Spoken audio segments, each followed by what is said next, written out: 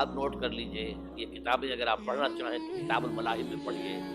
بدترین عذاب عربوں پر آیا کھڑا ہے، سروں پر ٹنا ہوا بدترین. ایسی جنگ ہونی ہے الملحمۃ العظمیٰ، جس کو کہ میں بھی آپ کو گواہی پیش کر دوں گا، جسے کہا گیا ہے لاسٹ کروسیڈ.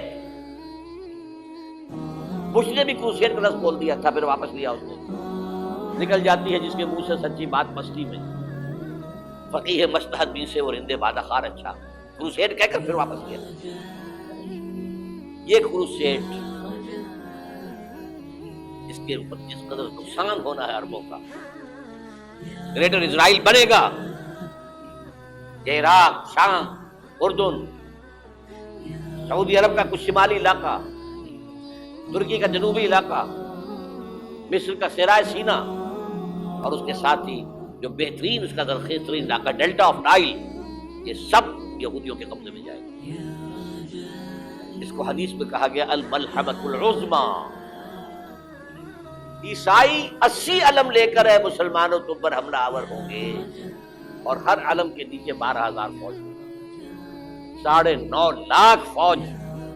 یہ نیٹو کی تیاری کس کے لیے ہو رہی ہے؟ جب یو ایس ایس آر کا خاتمہ ہوا تو پوچھا گیا تھا نیٹو چیف سے، اب کس لیے؟ تمہارا وہ دشمن تو ختم ہو گیا، اب ہمیں اسلامک فنڈامنٹلزم سے نمٹنا ہے. جانتے ہیں خطرہ یہی ہے.